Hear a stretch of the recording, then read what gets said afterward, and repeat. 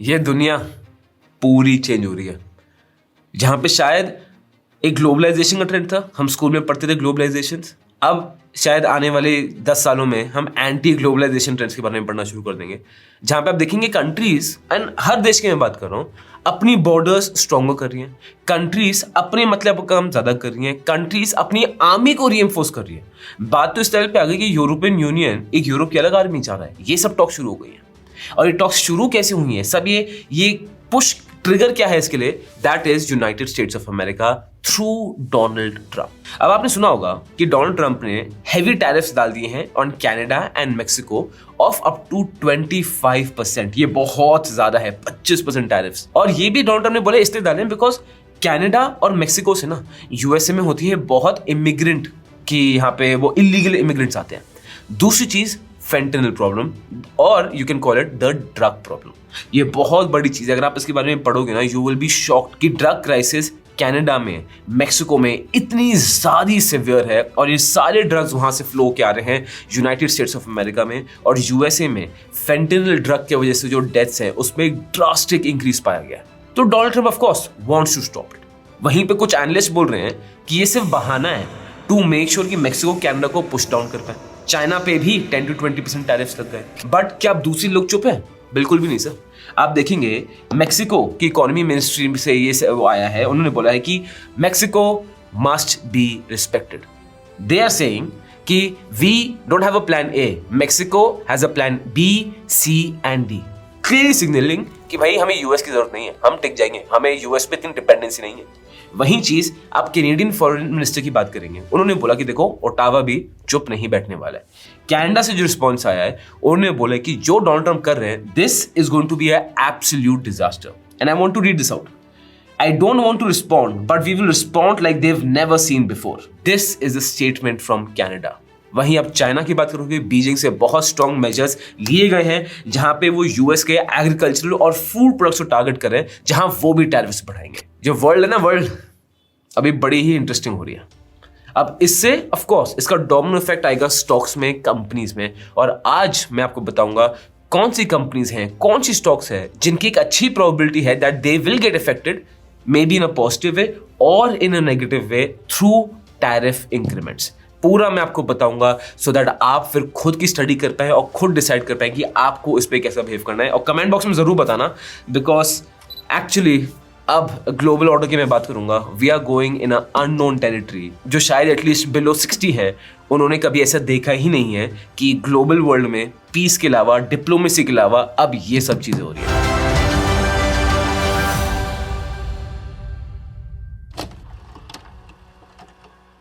और sir India की भी हालत अच्छी नहीं है। Donald Trump has been singling out India काफी टाइम से, और टैरिफ्स पे बहुत हैवी स्टेटमेंट सुन के आ रही है, जो मैं आपको बताता हूं। सबसे पहली चीज, उन्होंने हमारे ऑटोमोबाइल सेक्टर को सिंगल आउट किया, ये बोल के कि हम 100% टैरिफ्स चार्ज करते हैं, विच इज अ फैक्ट। अब डोनाल्ड ट्रंप ये बोलते हैं इंडिया चार्जेस अस, और मैं एग्जैक्ट लाइन पढ़ रहा हूं, 100% tariffs. The system is not fair to the US, it never was. On April 2nd, Donald Trump is saying reciprocal tariffs will start kicking in. Whatever they tax us, we will tax them. If they use non-monetary tariffs to keep us out of their market, then we will use non-monetary barriers to keep them out of the market. This was a statement from Donald Trump. और आपको पता है ये इतना ज़्यादा खराब क्यों है? Because this statement was just after weeks when Narendra Modi met Donald Trump. And or India as a country, we have been trying to please Donald Trump. इसलिए नरेंद्र मोदी की मीटिंग के जाने से पहले भी इंडिया ने प्रोएक्टिवली टैरिफ्स कम कर दिए हैं ऑन यूएस प्रोडक्ट्स, जैसे स्पेसिफिकली बर्बन विस्की में टैरिफ्स कम कर दिए गए, और इसलिए हम एक ट्रिकी सिचुएशन में आ जाते हैं। अब देखते हैं कि इन सब का जो इफेक्ट होगा वो स्पेसिफिक इंडस्ट्रीज में कैसा आएगा, एंड शायद इतनी अच्छी न्यूज नहीं है। और सर आप देखोगे एक domino effect. The interesting thing was lot of us investors, analyst, हम किस तरफ जा रहे थे कि भाई हम उन कंपनीज में आएंगे जो एक्सपोर्ट अच्छा कर रही हैं, जो ग्लोबल मार्केट्स में ले रही हैं। और इंडिया खुद as a government, Indian government is pushing exports, is giving PLI schemes for exports. तो ये एक परफेक्ट एरिया था फॉर एक्सपोर्ट्स, और China+1 पॉलिसी में इंडिया का फेवर था। But with this US tariff situation, it's now completely unpredictable और कुछ भी हो सकता है। तो again things have to unfold, but मैं आपको बताता हूं कौन कौन से सेक्टर्स पे पोटेंशियल रिस्क है और पोटेंशियल बेनिफिट भी आ सकता है। सबसे पहले आता है ऑटो एंसिलरी सेक्टर, राइट।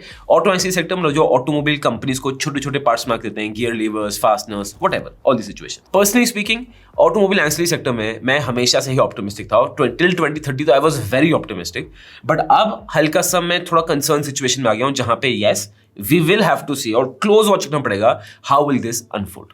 अब सिचुएशन ये है, जो नॉर्थ अमेरिका में गाड़ी के OEM मैन्युफैक्चरर्स हैं, Ford, General Motors, Volkswagen, Mercedes, BMW, इनका बहुत सारा प्रोडक्शन का सामान आता है थ्रू मैक्सिको। मैक्सिको पे पड़ गया 25% टैरिफ, तो बहुत हाई प्रोबेबिलिटी है कि इनकी सप्लाई चेन में इशू तो आने ही वाले हैं, डिस्ट्रप्शंस आने ही वाले हैं। एंड जो companies automobile ancillary companies India से यूएस को डायरेक्टली एक्सपोर्ट करनी है, उन पे भी इशू आएगा। जब उनकी गाड़ियां बननी ही नहीं है तो ऑब्वियसली हमारे ऑर्डर भी कम होंगे। अब मैं आपको कंपनी बाय कंपनी बताता हूं किसका कितना एक्सपोजर है। सबसे पहले भारत फोर्ज, इनका 25 to 30% रेवेन्यू यूएस मार्केट से आता है। So is this a risk for them? It is. उसके बाद सोना BLW प्रिसिजन फोर्जिंग्स, जो मुझे स्टॉक पर्सनली बड़ा अच्छा लगता था, इसका 43% रेवेन्यू यूएस से आता है और इनका मेक्सिको में एक प्लांट भी है। So are they under risk? Have they come under major risk? They have come under major risk. उसके बाद सुंदरम फास्टनर्स का 20-25% यूएस का रेवेन्यू आ रहा है। फिर टिमकिन इंडिया का 15% तक यूएस से रेवेन्यू आ रहा है। उसके बाद बालाकृष्ण इंडस्ट्रीज का 16% रेवेन्यू आ रहा है अमेरिका से। SAMIL का 4% रेवेन्यू आ रहा है मेक्सिको से और 11% रेवेन्यू आ रहा है चाइना से। सो हाँ, as of now it doesn't seem bad, but we'll again have to see कि क्या सिचुएशन होगी इंटर वर्ल्ड मार्केट, क्या नहीं होगी विद द टाइप सिचुएशन।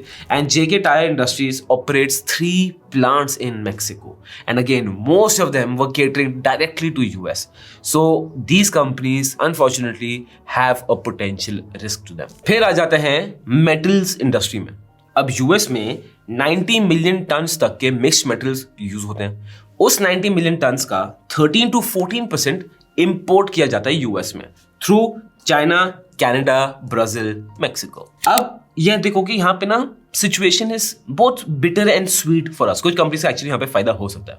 अब अगर मैं कनाडा की बात करूंगा तो यूएस का जो पूरा एल्यूमिनियम का इंपोर्ट है दैट इज ऑफ $1.8 मिलियन, उसका 50% सर 50% तक कनाडा से आता है। और वहीं पे इंडिया जो यूएस को एक्सपोर्ट कर रहे हैं ना मेटल सेगमेंट, वो इतना ज्यादा एक्सपोजर नहीं है अनफॉर्चुनेटली, बट शायद अब इसका बेनिफिट मिल सकता है। आप देखेंगे कि इंडिया जो यूएस में स्टील एक्सपोर्ट करता है दैट इज ओनली अबाउट 1%, ठीक है। वहीं पे जो हमारे एल्यूमिनियम एक्सपोर्ट्स है that only is 5 to 6% of aluminium produce in India जो यूएस जा रहा है। तो इतना मेजर इंपैक्ट हमें नहीं पड़ेगा। अगर JSW स्टील की बात करेंगे, ओहायो के इनके जो 1.5 मिलियन टन के सब्सिडरी गेन्स है ना, वो इनको एक कॉम्पिटिटिव प्रोटेक्शन दे सकती है। एंड यूएस से इनका सिर्फ 4.5% रेवेन्यू आ रहा है, ज्यादा स्टेक नहीं है इसमें। तो JSW steel can benefit from this. उसके बाद हिंडाल्को इंडस्ट्रीज की बात करेंगे तो ये बहुत पॉजिटिव नेगेटिव सिचुएशन में आ सकता है। क्यों? क्योंकि एक तरफ एल्यूमिनियम टैरिफ्स की प्राइसेस बढ़ रही हैं तो इनको बेनिफिट उसका मिलेगा, बट वहीं दूसरी तरफ जो इनका इंपोर्ट है फ्रॉम कनाडा उस पे फर्क पड़ सकता है। सो वही बिट ऑफ बोथ है। और इंटरनेशनल मार्केट में अगर बात करेंगे तो सर स्टील से मेजर प्राइस डंपिंग होने वाली है फ्रॉम चाइना, साउथ कोरिया और वियतनाम, बिकॉज ऑफ कोर्स माइंग तो होती ही रहेगी, स्टील तो बेचना ही पड़ेगा and this can effect India. वहीं पे आप टाटा स्टील नेदरलैंड्स की बात करोगे जो हेविली यूएस को एक्सपोर्ट करता था, they can be heavily impacted with this. अब आ जाते हैं केमिकल इंडस्ट्री में, and this is one industry that can actually do well. अब अगर आप हिस्ट्री में जाओगे ना, हमारा यही हमेशा प्रोपोजिशन रहा है, हर एनालिस्ट का यही रहा है कि देखो यार इंडिया केमिकल इंडस्ट्री में चाइना से पीछे है, और चाइना से पीछे क्या, China is a global leader in this, जिसके आसपास भी कोई नहीं। अब एक प्रोपोजिशन जो इंडियन कंपनी के पास था वो ये था कि यार देखो चाइना +1 पॉलिसी होगी, इंडिया को बेनिफिट मिल जाएगा। अब तो चाइना पे टैरिफ्स पड़ रहे हैं तो इंडिया को बेनिफिट्स का बहुत स्ट्रांगली और फास्टर पेस में मिल सकता है। सबसे पहले देखेंगे PI इंडस्ट्रीज, तो जो इनका बेनिफिट आएगा वो आएगा प्रोक्साफ्यूलिन से, ठीक है, जो एक की मॉलिक्यूल है which is exported to the US और एक कोर प्रोडक्ट में आता है। उसके बाद UPL की बात करूं तो उनके एक्सपोर्ट्स हैं इन सारी चीजों में, मैं इनके नाम नहीं पढ़ पाऊंगा, ये चाइना से मिलते थे, अब शायद यूएस कंपनी से इट्स मोर बेनिफिशियल कि ये इंडियन कंपनी से लें।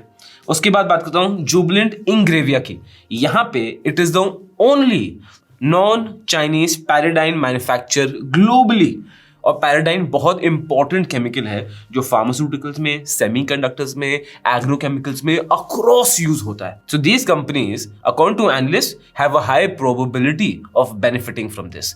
But again I am telling you, सिर्फ ये देख के हमें इन्वेस्ट बाय सेल नहीं करना है.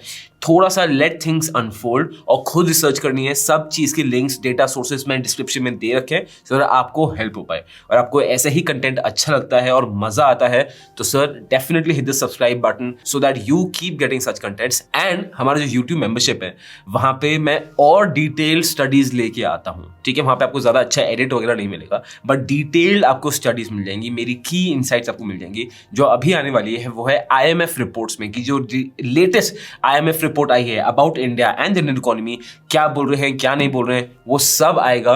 And the cost of YouTube membership I have kept less than 100 rupees, तो it is nothing for you. So I look forward for you to joining there if you like this kind of content. इसके बाद आ जाता है pharma industry, and ये भी India के benefit में जा सकती है.